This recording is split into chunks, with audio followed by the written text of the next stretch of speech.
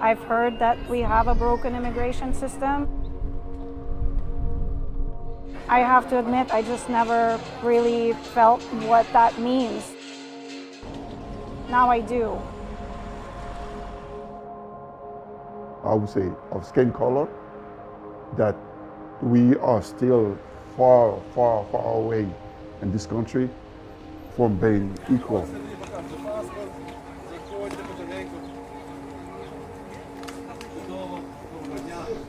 Хто прямує до Америки, скаже пару слів, благословить нас таким чином.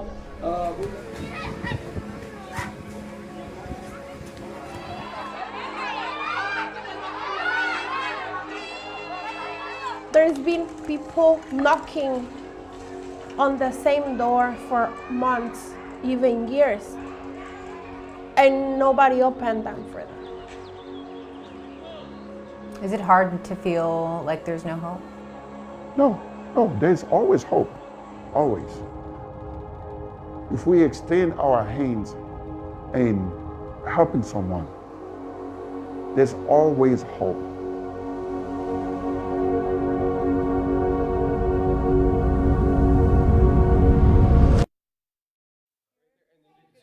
Sure. Thank you. Do I just speak louder for the question?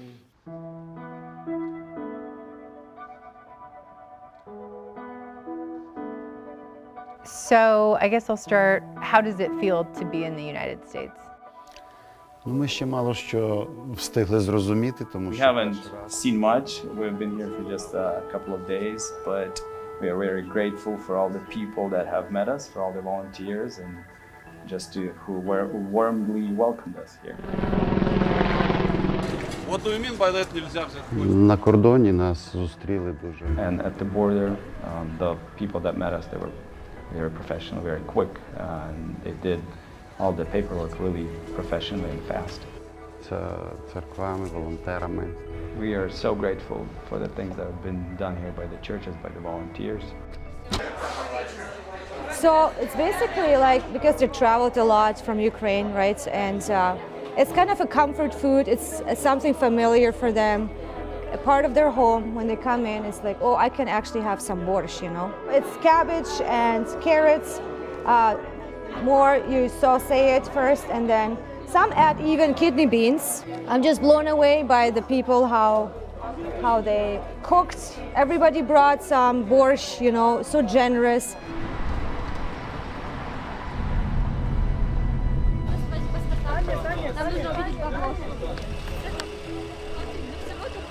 I came with a one-way ticket from San Francisco. When I heard that there were immigrants or migrants, you know, Ukrainian refugees accumulating at the border. We worked collaboratively on making sure that, you know, it has the basics that are needed to house. At that point, we were probably at like 1,500 people. We also mobilized an advocacy platform on the U.S. side to increase processing capacity at the border. The wait time was about, I think at its worst, 4 or 5 days. We're down to a few hours at this point. Is there anything that you've noticed, you know, from Mexican government and U.S. government about like the treatment of different groups of refugees? I understand that the conditions we have here compared to what is typical, there is a major difference. Por allá era la señorita, va la licencia. Pañal, no te da vergüenza, pues la muchacha me puso pañal todavía. Me da mucho miedo, de hecho, a veces cuando nos toca salir, a veces vamos al centro, me da miedo más que todo a la pasada. ¿De dónde vienes tú? Honduras. Y nos dicen que tengamos paciencia, que ahorita está cerrada la frontera, que no hay paso para nadie. Para nosotros ha sido muy duro, más que todo para los niños, porque han quedado traumados. Nos venimos 6, pero me hace falta un niño, lo dejé en Honduras con mi abuela. Porque en ese entonces él padece mucho de asma. A ella le dio cuando estaba chiquita. ¿Cómo llegaste aquí? Bueno, aquí a México llegamos el 1 de mayo del año pasado. Pues yo quisiera poder cruzar, y primeramente porque mis hijos están ya hace un año sin atención médica. y ellos necesitan su tratamiento y lo cual aquí no lo he recibido.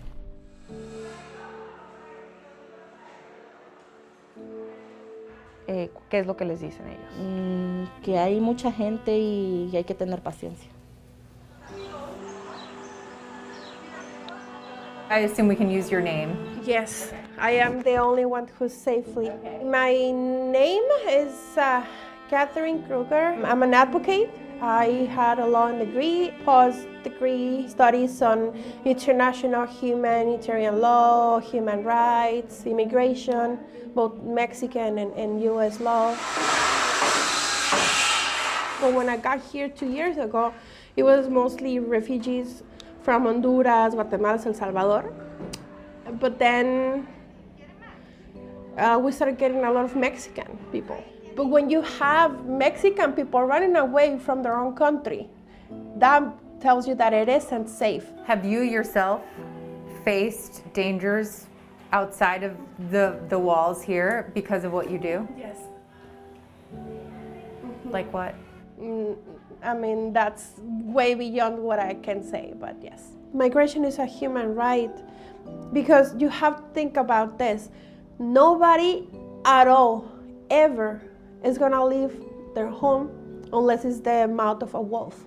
If you think about a migrant, you always think like, oh, they're running away. They're because they don't want to work or whatever. Just a migrant doesn't become a migrant on their own choice. It's, I mean, on their own decision. It's just the last choice. There's people with kids and stuff like that. Nobody in their sane mind is gonna leave. Teníamos un negocio familiar y desde el 2018 pagábamos extorsión. La extorsión es una cuota que ponen las pandillas para poderlo dejar vender sus productos.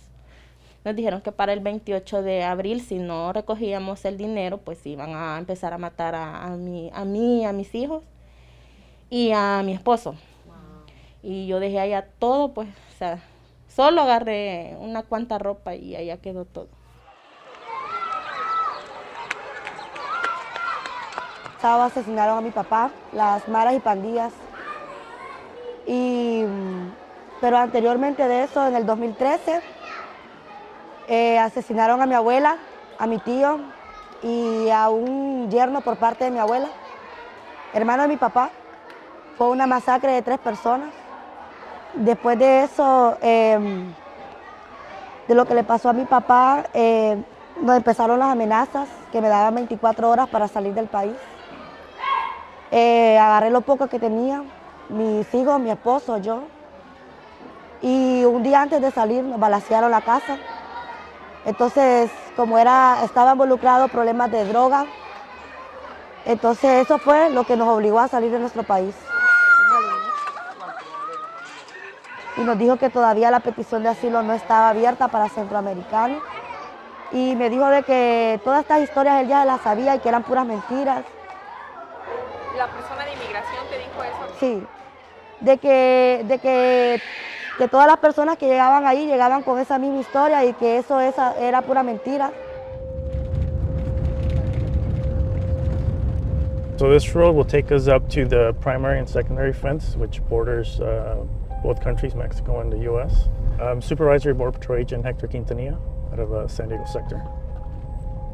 It gets pretty windy. This area is pretty notorious for agents' assaults, just because of its topography and where people can hide and easily return into Mexico. Intel 690 smugglers are within 9 between the suspects. If you had to estimate how many attempts to cross over between the ports of entry would you say you see in a day, in a week, in a month? It varies from station to station.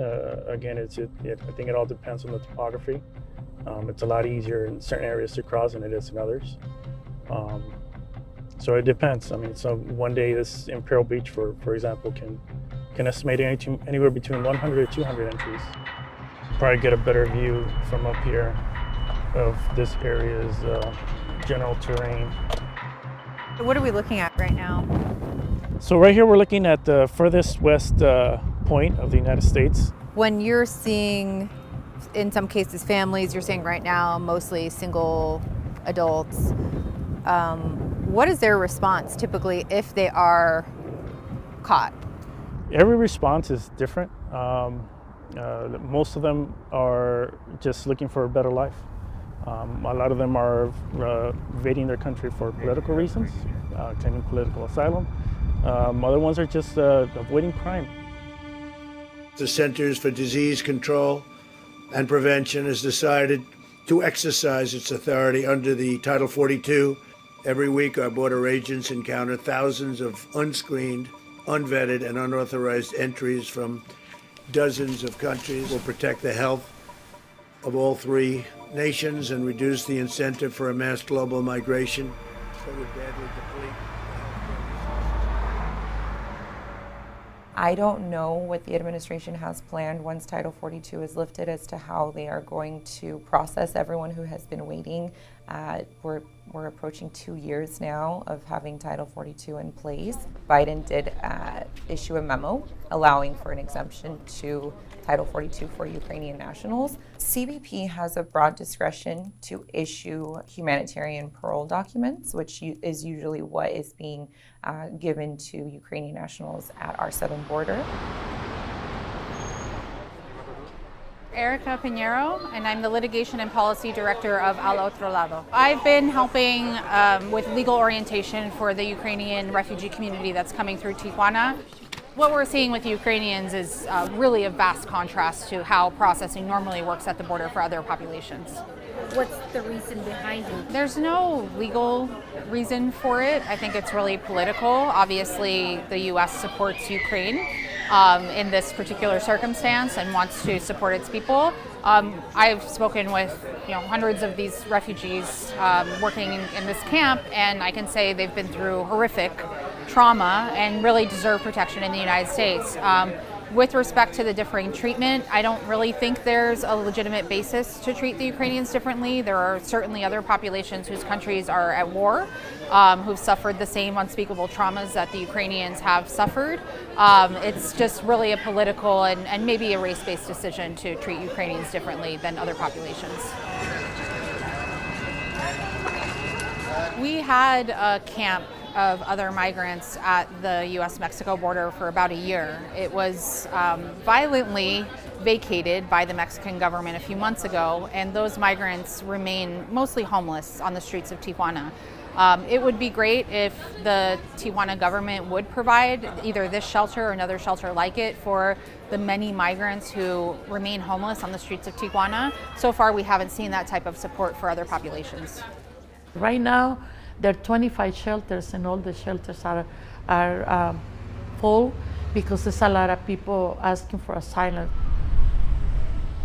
When you see the Ukrainian people come down here and we talk to them, they say we've been here a week, we've been here 2 weeks, and we're talking to them on the other side of the border, and they have papers to go. And what do you think about that process for them and for everybody else? Well, I try to explain to people who come here, especially people from Honduras, they're kind of upset because they've been waiting a year or 6 months or more than that. But I explain to them that the reason why it's happening is because the situation the people from Ukraine are. You left from Ukraine? Да, yeah. What did you see in Ukraine before you left? Big war and смерти, death. So she was helping as a volunteer, but then the bombing and the shooting got really bad, so she took her kids and she left. How do you feel right now? I'm so happy. Arina, you're happy? Are you happy? Yeah. Yes. You feel relieved. Ой, облегчение ты тут чувствуешь, да? Да. An ocean smell.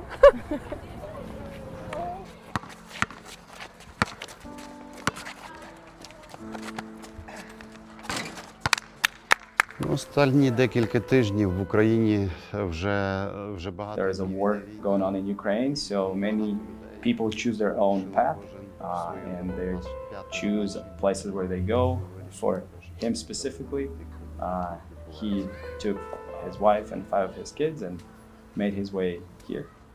Tell me about how many people you know within your immediate family, your friends, colleagues, that are one of the many, many people who have not survived this war. Є такі. We know some, and it really hurts, and without tears, it's impossible to even tell the stories. Тому ми розділені між одними і іншими, тобто серце подвоєне. So we are separated between one and the other, so our heart is split. Не просто це. It's not an easy thing.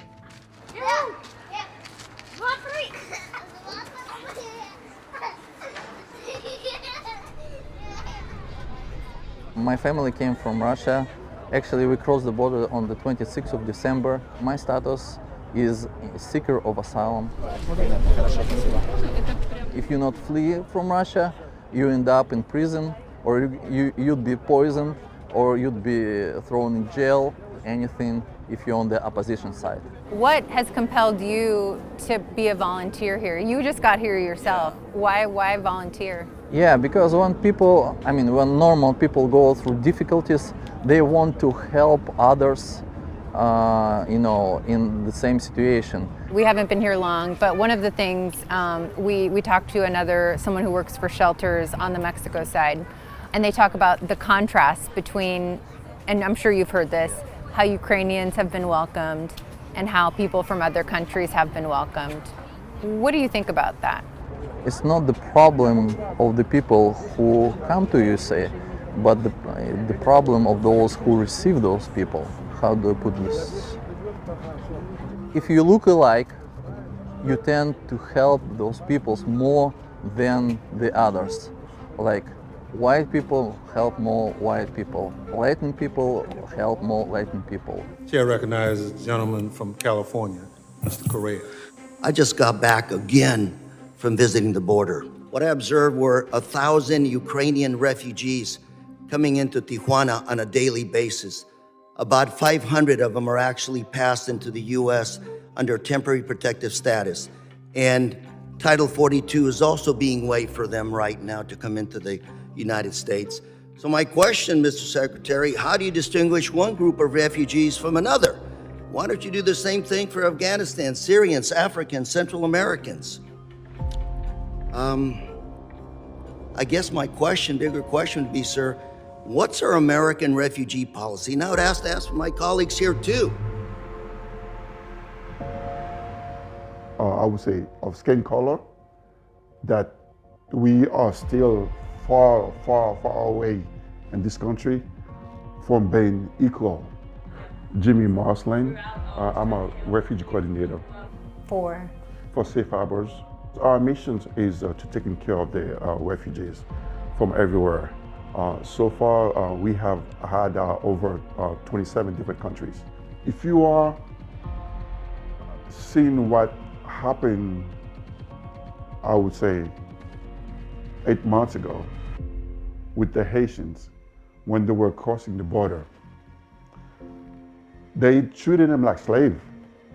They treated them like they were inhuman. And now we have a flood of Ukrainians that are coming in. Everybody, I'm getting calls from everybody that wants to open their door. Right now, I have 15 housing just waiting for Ukrainians. It was different with the Haitians. It was different with the Latinos. Everybody remembers what they saw almost a year ago of the Border Patrol on horseback hitting Haitians with like a whip. Oh, it was the reign of the horse. And I go, really? Does that matter that it was the reign of a horse and not a whip? And I go, one thing you cannot envision that Border Patrol hitting a Ukrainian. Never happened. Never happened. I'm really glad that people are welcoming the Ukrainians. It's horrible what's going on. But how about the Haitians? Or the people from El Salvador or Mexico? How come they're not being welcomed?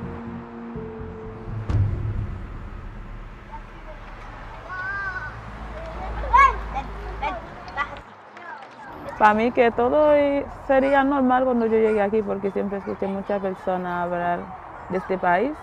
Solo que cuando llegué aquí vi que no era eso que la gente hablaba.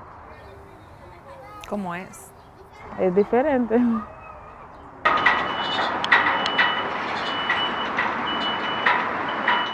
mean, what are some of the things that you find? You said water bottles. I mean, there's sandals, clothes. What do you see? Right, articles of clothing, shoes, lots of water bottles.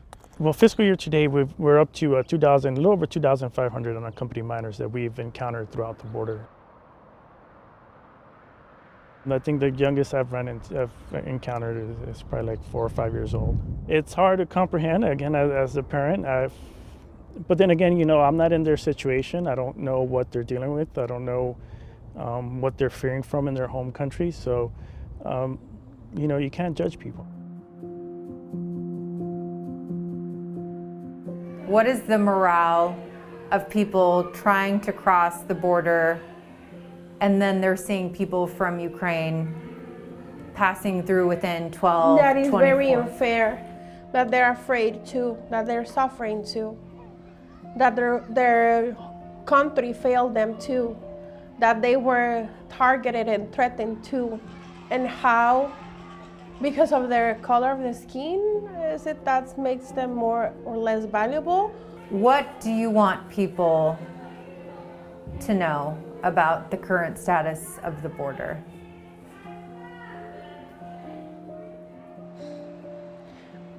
That I wish that they never get to see what I've seen, what I've heard. Because if you didn't sign up for this job, there's no way that you're coming back from it. My opinion is we're like, I mean, we are like, when you play chess, you have these figures, and these figures, I mean, you have to sacrifice by these little ones. So, and the whole immigration system is like a check game, and we are like figures in this game, and somebody is playing, and if it's necessarily, you know, you just sacrificed. If it's not, I mean, you just stay on the board. That's what I think about this system right now. Today, I'm announcing a program, Unite for Ukraine, a new program to enable Ukrainians seeking refuge to come directly from Europe to the United States. Approximately two-thirds of all Ukrainian children have been displaced from their home. More than 5 million Ukrainians have fled their country. It's an absolute outrage. I'm happy that Ukrainians are able to arrive somewhere safely, and I truly believe that that is a right that we all have. But I don't know. I don't know why the administration is able to process these particular applications in a matter of hours, whereas others take days, weeks, months to process. There's been people knocking on the same door for months, even years, and nobody opened them for them because of a lot of interests. People came here, just gave a little knock, and they got the door open. On the very same spot, place, location where people waited for months.